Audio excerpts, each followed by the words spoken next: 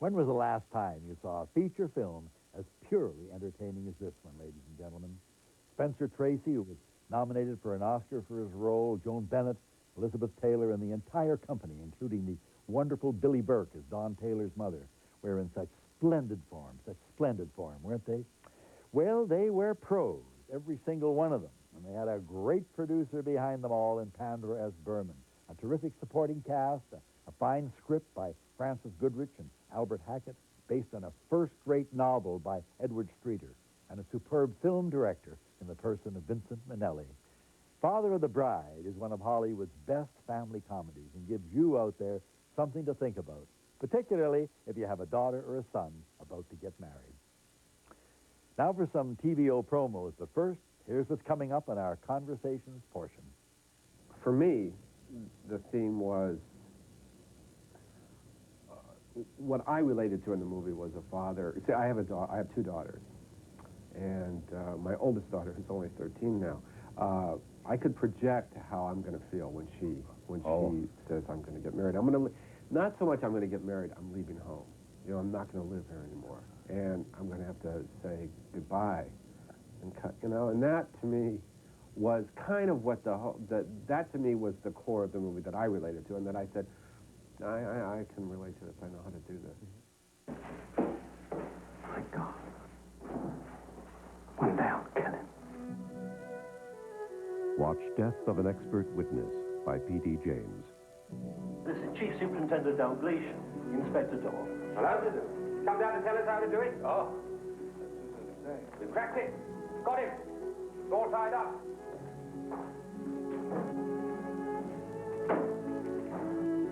Death of an Expert Witness on the TVO Mystery, Monday at 9. I didn't do it, I did. I believe you, but it's not as easy as that. Hi, I'm Ian Brown, but I don't really exist, and neither does this nice lady who's washing the windows. We're just figments of the imaginations of people who'll be watching The Passerby on TVO's From the Heart, our summer series of Canadian documentaries. Yeah, it's true. Wednesday at 10. Maybe. Monday night on Studio 2, Loaded for Bear. Is Ontario's spring hunt humane? The sport is sitting, waiting the game out, seeing who's going to give in first, the hunter or the bear. It's wrong to bait an animal. It's like shooting a bird at a bird feeder. I mean, where's the sport in that? The spring bear hunt. Should it be banned? The Studio 2 phone-in, Monday night. Hi, I'm Linda Manger. And I'm Richard Uzunian. We'd like to take this opportunity to thank everyone who became a TVO member during our Spring on Air membership campaign. Your donations will help us acquire and produce the excellent programming you enjoy on TVO. Our membership department is open for business all year long. Call 1-800-668-1414 and we'll gladly take your pledge. So you can start feeling great about making a commitment to educational television in Ontario. Congratulations, you're a TVO member.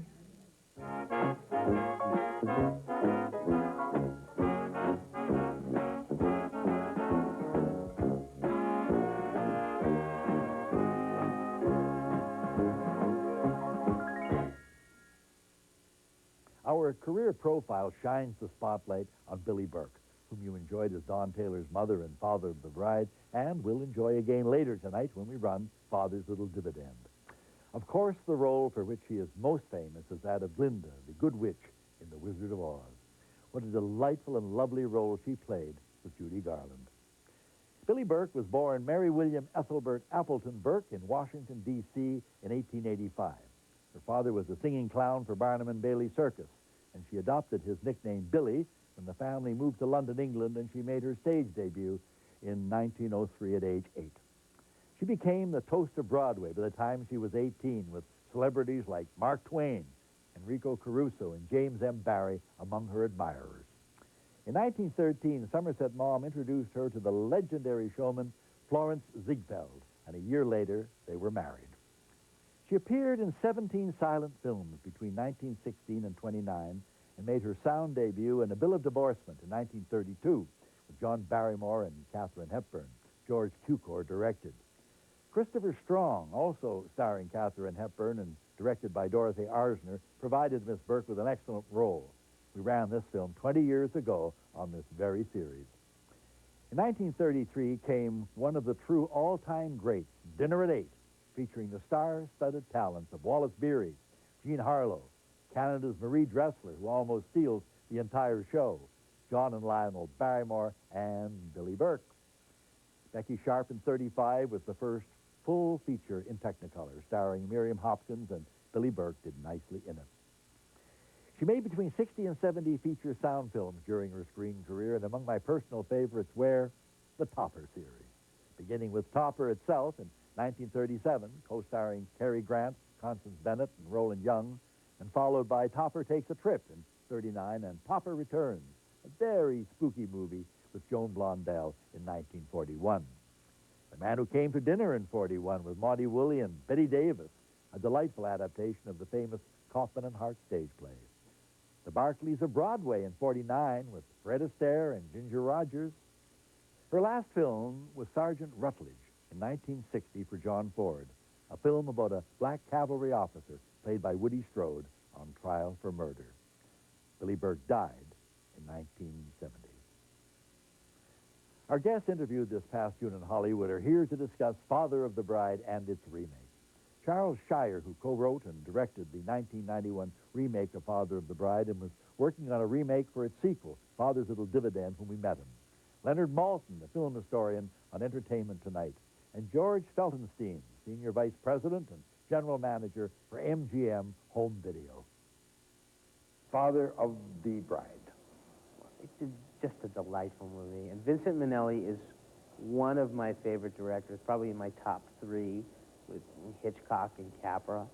And the reason why I love Vincent Minnelli so much is he could direct any kind of movie. He directed action spectacles, intimate dramas, of course musicals better than anything, and sophisticated comedies like Father of the Bride. His elegant touch is unmistakable. What attracted you to the original 1950 Father of the Bride movie? What attracted you to that? Well, to be honest with you, I was kind of naive about that movie. It wasn't a movie that I really knew before Steve Martin. Well, actually, we got a call from Disney, and they said, Steve Martin is interested in you directing Father of the Bride, and we know how much you guys, you and Nancy, love old movies, and would you be interested? And I didn't really know the movie that well. I had seen it when I was a little kid, but I wasn't really, it wasn't really a movie that I was that familiar with. So I think, in a way, that was good, because I wasn't really intimidated by it. Do you know what I mean? I know what you mean. If they said to me, here, we want to remake The Apartment, or Sabrina, or, you know, Sullivan's Travels, I would have gone, well, oh, geez. Miracle in Morgan's Creek? Yeah, I don't know about that. I don't think.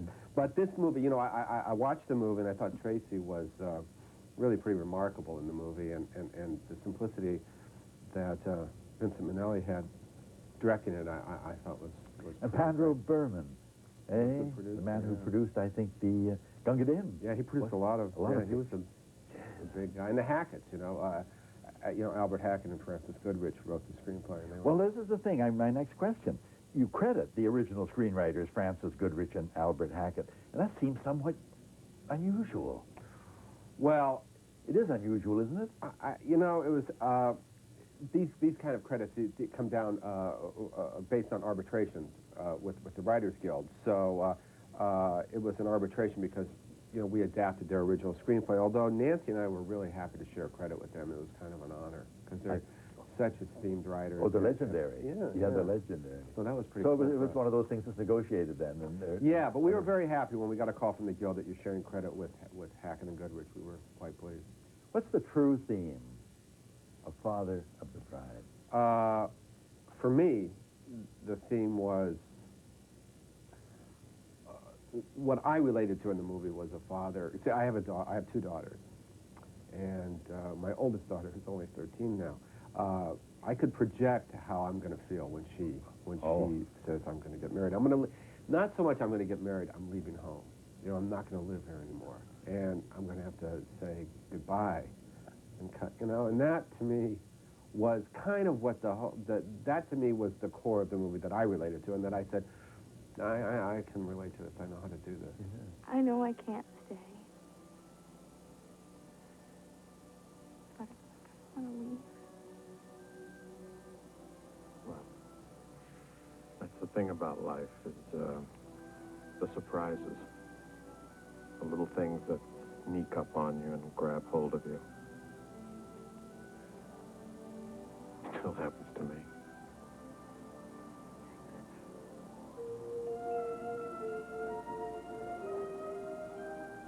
What is this?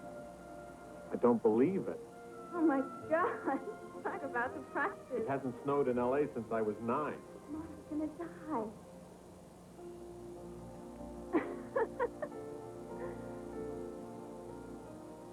What? What is that trace? No, nothing. I was just thinking. Oh, this is gonna end up costing me more money. No. How I know I'll remember this moment for the rest of my life. The casting of Kimberly Williams in the Elizabeth Taylor role as the daughter.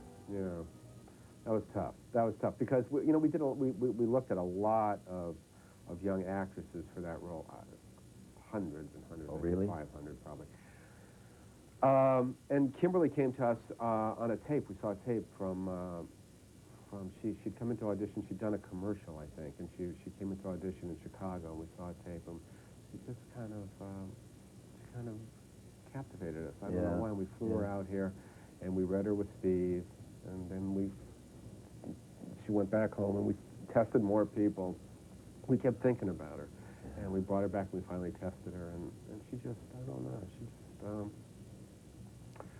got a strong persona. Yeah. You know, she could hold the screen. That's the thing you find with especially newcomers, or when you have big stars like Steve or like Goldie and Private Benjamin. It's very hard to find actors, well, Diane and Baby Boom even, to find a Sam Shepard who can hold the screen with her in a supporting role.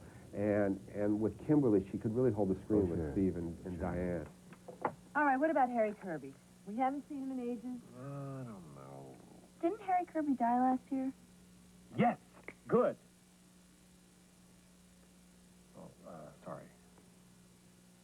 How did you update it to the 90s? Well, you know, the truth is that there was a screenplay that was written before ours that we read, that Steve had read and said that he thought he wanted to do the movie, but he wasn't happy with that script. And when we read it, we weren't happy with it either. And what the writers had done, they had kind of tried to, they really changed the original drastically.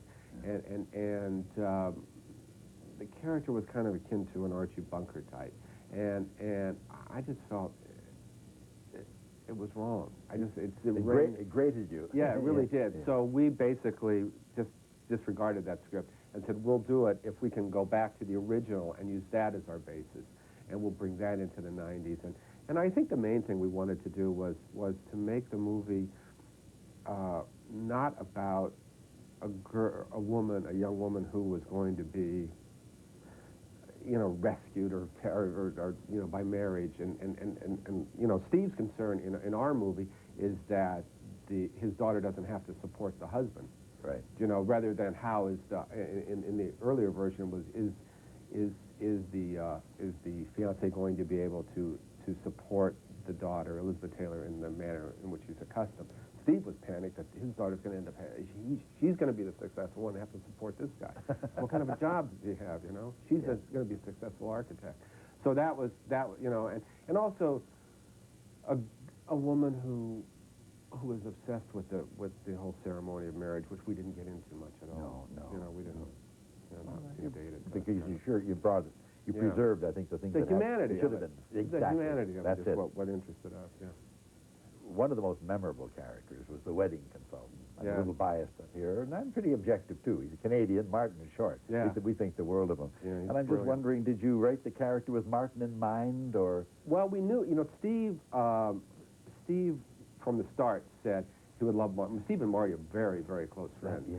So Steve said, I think Marty would be great. I mean, Steve is a very, very good guy. He said, it's up to you guys, tell me, you and Nancy, whoever you want, it's fine. but I think Marty would be great, and you should really consider him. So we met with Marty, and we talked. He's an hysterically funny guy. I've never met this man. Yeah, he's just no, brilliant. He's really brilliant. Yeah. And we talked to him, and the character kind of evolved. It was a little bit based on the original character, who was European, and in the original movie. And we just kind of, I don't know, the character just kind of evolved, and Marty just really got into it. He really took it into other areas. Yeah, terrific. I found Marty's best stuff was almost when he just went off on his own and just improvised. And So this is a very popular character, the men of the fashionable weddings, And this, I just don't do anymore. And this is fabulous. Oh, that is incredible. Annie, that's just like the one we saw in the magazine. You like it, Dad? Well, what is that? Is that dollars? $1,200? Bluff most nice. This is a very reasonable price for a cake of this magnitude. A cake, Frank, is made of flour and water. My first car didn't cost $1,200. Welcome to the 90s, Mr. Pong. When I saw The New Father of the Bride with Steve Martin, which is a very likable movie, I couldn't help think and compare, all through the movie, with my memories, at least, of Spencer Tracy. The new one followed the original, fairly closely, but they allowed Steve Martin's character to be silly, and they allowed some of the plot to get silly in the midst of the doings of the preparation for the wedding. And the thing that made the original, I think, so successful and so popular was that people could really identify with the situations, and they could identify with Tracy. Tracy was always so real. He's an actor that just always seemed genuine. You never caught him overacting. You never caught him exaggerating in any way. He seemed to have a way of hitting the nail on the head in every scene, every piece of dialogue that he spoke. And this film's a perfect example of that. Sequels, such as the one you are going to see shortly, were fairly rare in the film industry for the practical reason that it's difficult to reassemble the main cast of a film in order to make it sequels. Its actors having become involved in other films and are not available, or being unwilling to accept the money being offered, etc. And also difficult to revive the inspiration of the original. But a few of my favorites are these. Godfather 2, a brilliant sequel to The Godfather. The French film Man on of the Spring, starring Yves Montand, an engrossing sequel to Jean de Florette a few years ago. And back in 1940, the return of Frank James, which allowed Henry Fonda to repeat his role as Tyrone Power's brother a year earlier in Jesse James. The sequel actually started off with footage from Jesse's death scene in the first film. We now go to our second feature film of the evening, and it is, of course, a sequel to Father of the Bride. It's Father's Little Dividend, made the following year, 1951, and featuring all of the main characters from our first film, plus a few of the supporting players as well, such as Russ Tamblyn. Let me tell you, you're in for as much fun as you had in Father of the Bride, as you watch Spencer Tracy, Joan Bennett, Elizabeth Taylor, Dawn Taylor, Billy Burke, and Maroney Olson in Pandro S. Berman's production of Vincent Minnelli's Father's Little Dividend.